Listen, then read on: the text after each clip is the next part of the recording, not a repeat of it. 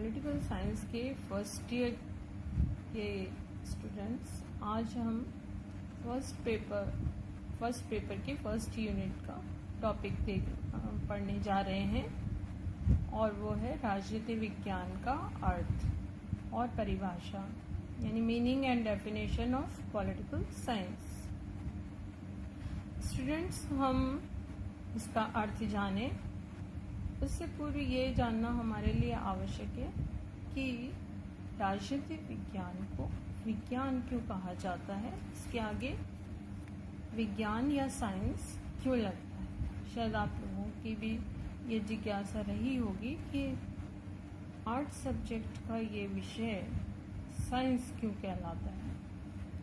तो ये हम स्पष्ट करें पहले कि विज्ञान जो शब्द है वो दो तरह से बना है, वि प्लस ज्ञान, अर्थात ज्ञान ऐसा ज्ञान जो कि वि से यहाँ अभिप्राय है विवेक पर आधारित हो, और हमारा जो विषय है वो इसीलिए विज्ञान है क्योंकि ये विवेक तर्क पर आधारित ज्ञान है। ज्ञान विविध प्रकार का और व्यापक हो सकता है, लेकिन जो ज्ञान विवेक पर आधारित हो, तर्क पर आधारित हो, व्यवस्थित हो, कार्य कारण संबंध पर आधारित हो, जिसमें कुछ सिद्धांत का निर्माण किया जा सकता हो, ऐसे ज्ञान को विज्ञान कहा जाता है। तो चूंकि हमारा विषय इस तरह की वैज्ञानिक पद्धतियों पर आधारित अध्ययन करता है जिसमें कार्य कारण संबंध स्पष्ट हो सकते हैं, जिसमें विश्लेषण किया जाता है, जिसमें विवेक और तर्क पर आधारित अध्ययन किया जाता है, जो व्यवस्थित है, क्रमबद्ध है, इसलिए हमारे विषय को द्वितीय विश्व युद्ध के बाद विज्ञान कहा जाने लगा और इसका नामकरण हो गया राजनीतिक विज्ञान। तो आज हम इसको देखेंगे कि राजनीतिक विज्ञान का अर्थ और विभिन्न विचारकों के द्वारा इसकी क्या परिभाषाएं समय समय पर की जाती रही हैं। अगर साधारणतः हम देखें तो तीन दृष्टिकोणों के आधार पर हम हमारे विषय को स्पष्ट कर सकते हैं, इसके अर्थ की व्याख्या कर सकते हैं। एक तो है परंपरागत दृष्टिकोण, दूसरा है आधुनिक दृष्टिकोण, तीसरा है समन्वित दृष्टिकोण। हम एक एक करके तीनों दृष्टिकोणों को स्पष्ट करेंगे। इसमें परंपरागत जो दृष्टिकोण है ये द्वितीय विश्व युद्ध से पूर्व तक हमारे विषय में काफ़ी प्रचलित रहा और इस दृष्टिकोण के अनुसार तीन चीज़ों को महत्ता दी गई और इसी पर आधारित हमारे विषय का अर्थ और परिभाषाएं दी जाती रहीं। एक एक करके हम इसको समझेंगे। पहला, राज्य का अर्थ है। हमारे विषय में राज्य नामक संस्था को प्रमुखता दी जाती थी परंपरागत दृष्टिकोण के अनुसार। जैसा कि हम जानते ही हैं कि यूनान में नगर राज्य थे, छोटे छोटे नगर राज्य थे, जैसे आजकल राष्ट्रीय राज्य है वैसे उस समय में यूनान में नगर राज्य हुआ करते थे। और इनको अगर हम देखें तो पॉलिश एक यूनानी शब्द है, उससे ये बना है। और राजनीति में का अगर हम इंग्लिश में देखें तो इसको पॉलिटिक्स कहा जाता है। तो पॉलिस से जो ये शब्द बना है उसका अर्थ होता है नगर अथवा राज्य। तो पहले इसमें दोनों में कोई भेद नहीं होता था कि नगर अलग है या राज्य अलग है। और बाद में फिर जैसे जैसे राज्य का विकास हुआ तो वो उसका विकसित रूप राजनीति विज्ञान में हमें देखने को मिलता है। राज्य के अध्ययन पर जो विचारक जोर देते हैं उन्होंने इसको परिभाषित भी किया है। जैसे एक प्रमुख नाम हम लेंगे बंशली का, और वो लिखते हैं कि राजनीति विज्ञान राज्य से संबंधित है, जिसमें राज्य के तत्वों का, स्वरूप का, विविध रूपों का और विकास का अध्ययन किया जाता है। इसी तरह डॉक्टर गार्नर ने भी राज्य के अध्ययन को प्रमुखता दी है और उनके अनुसार राजनीति विज्ञान विषय का प्रारंभ और अंत भी राज्य के साथ ही होता है।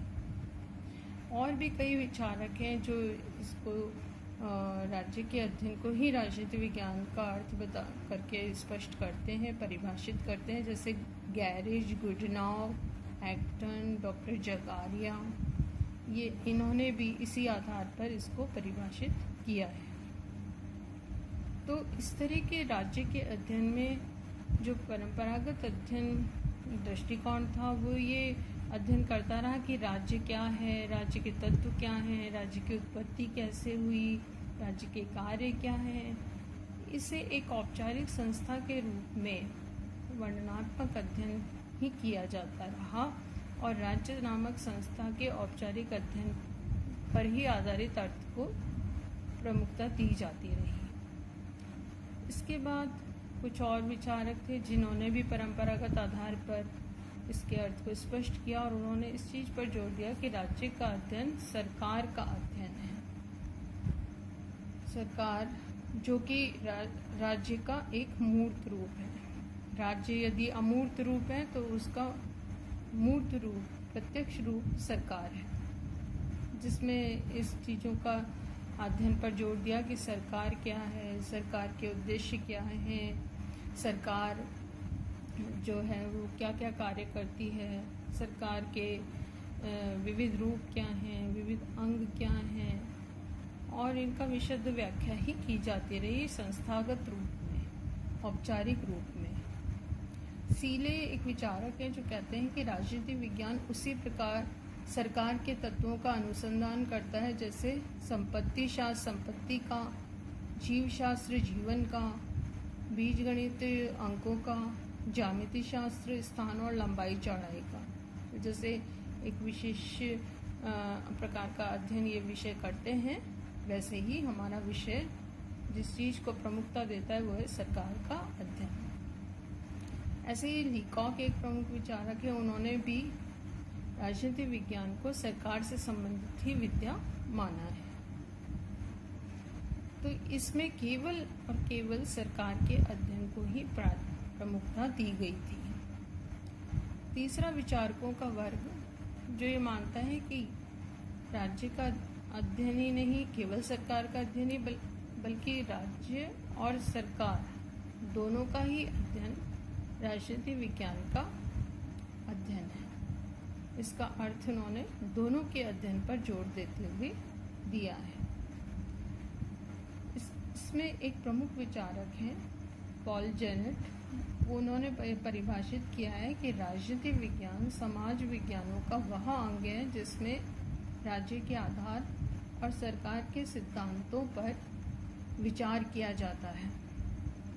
ये दोनों ही संस्थाओं के अध्ययन पर जोर दे रहे हैं। इसी तरह से डिमॉक एक विचारक है, उन्होंने भी ये माना है कि राजनीति शास्त्र का संबंध राज्य से और उसके साधन सरकार से है।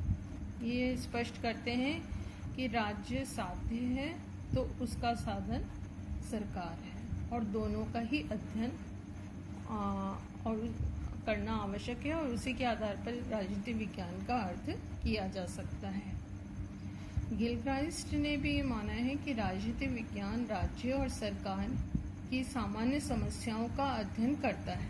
मतलब गिलक्राइस्ट भी कहते हैं कि राजनीति विज्ञान का अध्ययन राज्य और सरकार दोनों के ही अध्ययन और उसकी समस्याओं से जुड़ा हुआ है। लॉस्की और गैटल जैसे विचारकों ने भी इसी राज्य और सरकार के अध्ययन के को ही प्रमुखता दी है। तो ये सभी विचारक ये मानते हैं कि इन दोनों का मिला जुला अध्ययन ही राजनीति विज्ञान का अध्ययन है। उसी आधार पर इसके अर्थ को स्पष्ट किया जा सकता है।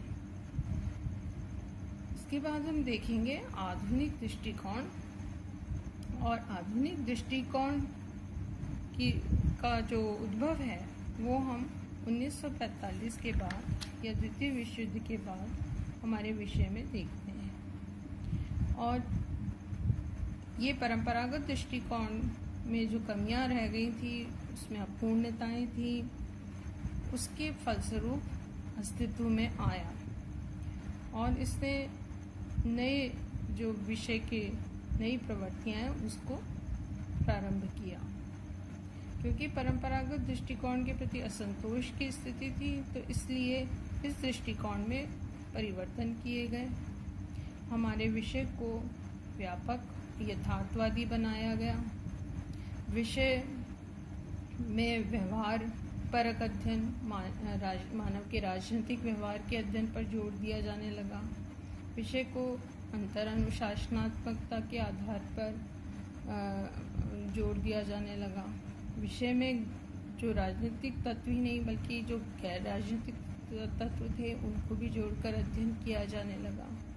विभिन्न जो वैज्ञानिक पद्धतियां थीं उन पर आधारित जो अध्ययन है वो उस पर इसमें जोर दिया जाने लगा।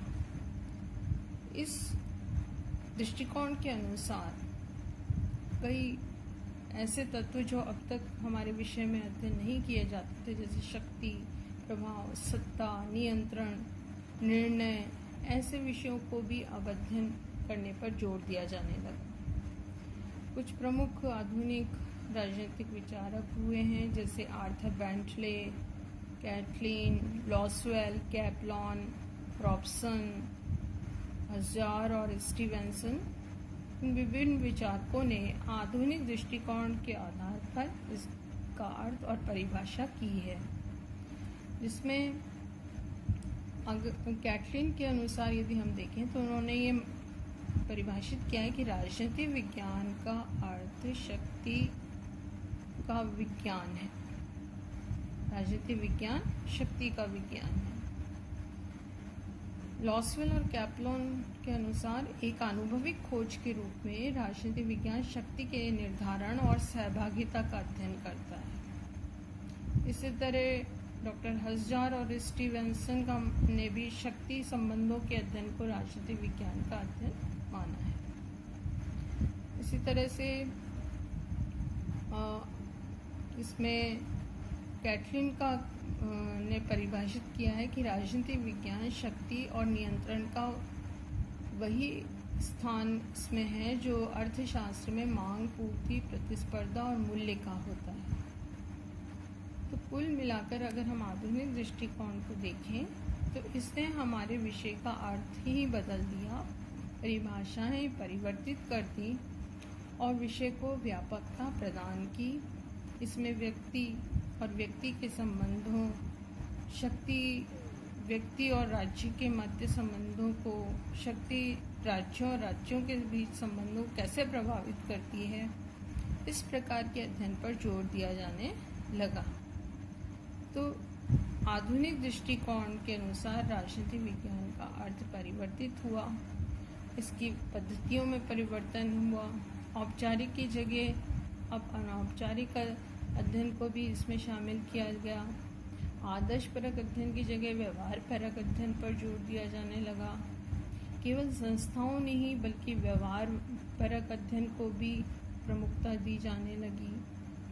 तो विषय जो है उसमें नई नई अध्ययन पद्धतियाँ, वैज्ञानिक पद्धतियाँ का विकास हुआ और राजनीतिक विज्ञान का जो अर्थ है वो बदल गया और विषय में वैज्ञानिकता आई।